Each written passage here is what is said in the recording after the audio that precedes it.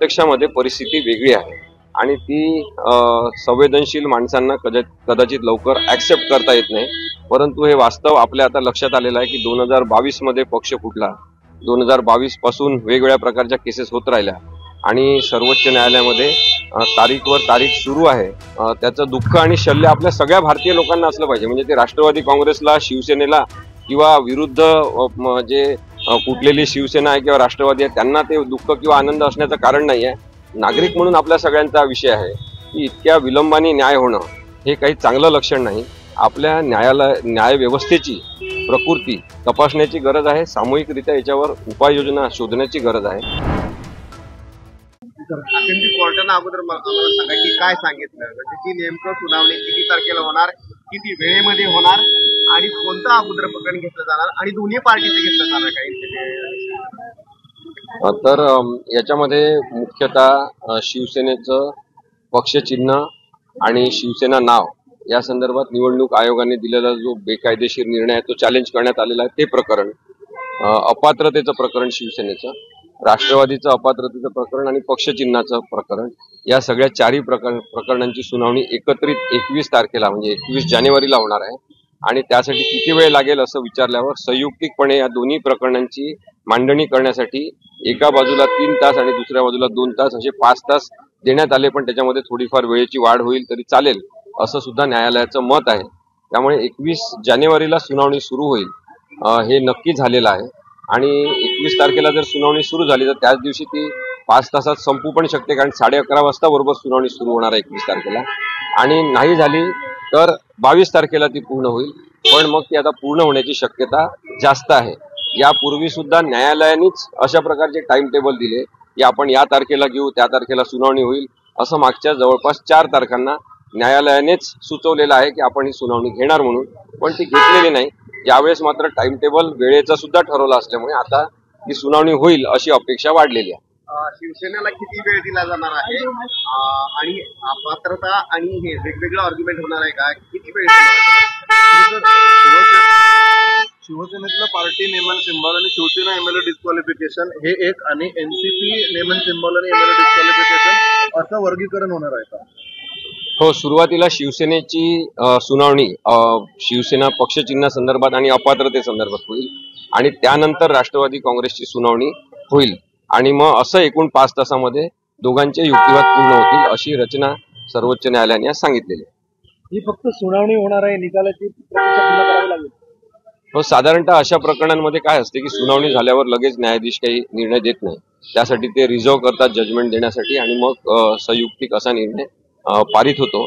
त्यामुळे त्यासाठी दुसरी तारीख देण्यात येईल, ओपन कोर्टामध्ये जजमेंट दिलं जाऊ शकते किंवा जजमेंट देऊन ते डिक्लेअर करतील, कारण की हे संविधानिक नैतिकतेचं 10व्या शेड्यूलनुसार पात्रता अपात्रतेचं असं एक किचकट प्रकरण आहे, तर त्यामध्ये निर्णय देण्यासाठी थोडा वेळ लागू शकतो। एवढा पुरेसा वेळ आहे का तुम्हाला? हा जो वेळ दिलेला आहे 3 तासाचा, एवढा वेळ पुरेसा आहे का?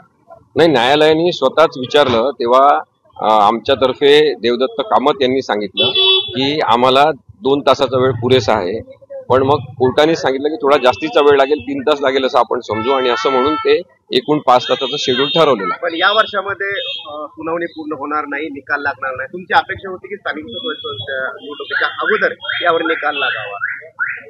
आपण काय आहे की न्यायाचे तत्व म्हणून आम्हाला कॉलेजमध्ये शिकवतात की उशिरा न्याय मिळणं म्हणजे अन्यायच आहे, न्यायाला विलंब होणं म्हणजे अन्यायच आहे, तारीख पे तारीख मिळणं हा अन्यायच आहे असं आपल्याला शिकवतात।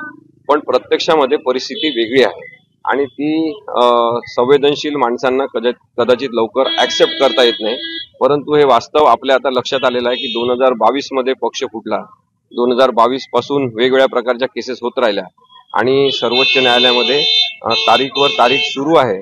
त्याचं दुःख आणि शल्य आपल्या सगळ्या भारतीय लोकांना असलं पाहिजे, म्हणजे ते राष्ट्रवादी काँग्रेसला, शिवसेनेला किंवा विरुद्ध जे कुठलेली शिवसेना आहे किंवा राष्ट्रवादी आहे त्यांना ते दुःख किंवा आनंद असण्याचं कारण नाही आहे।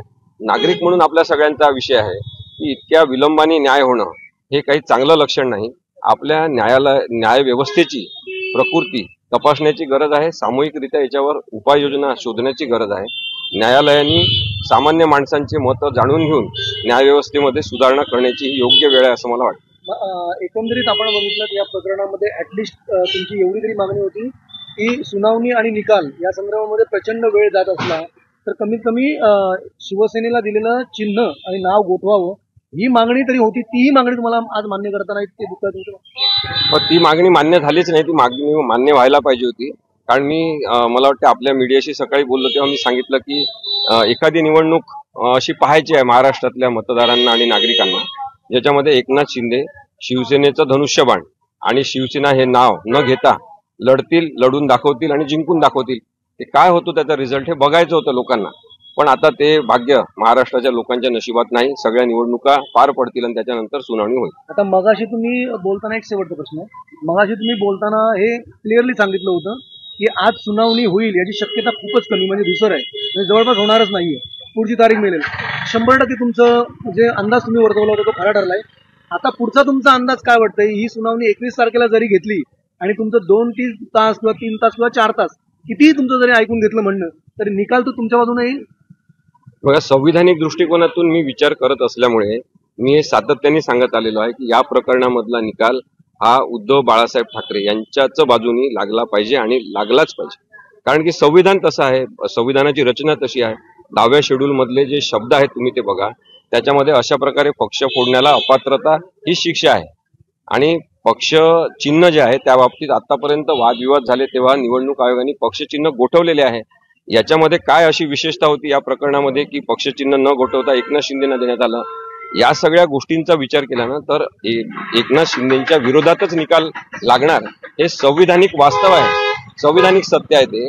आणि त्यामुळे त्यांचं काम जर सगळं झालं असेल तर उलट माझं तर म्हणणं आहे एकनाथ शिंदेंनीच कोर्टात येऊन सांगावं की आमचं सगळे आता कामं झालेले आहे निवडणूक जिंकण्याचे, आता आम्हाला पक्ष चिन्ह नको, पक्ष पण नको, कशासाठी न्यायालयावर तुम्ही भार टाकता? असं काहीतरी मोठा विचार त्यांनी केला पाहिजे असं मला वाटतं. तुम्ही कोणाकडून अपेक्षा करता? या तुमचं पहिलंच म्हणणं आहे की त्यांनी पक्ष तोडला आणि निवडणुका लढवल्या. प्रत्येकाला पक्ष तोडण्याची अपेक्षा. बघा कसं आहे की आपण आपली संस्कृती मानतो. इथे वाल्याचा वाल्मिकी झालेला आहे भारतीय संस्कृतीमध्ये, त्याच्यामुळे प्रत्येकाला संधी आहे वाल्मिकी होण्याची.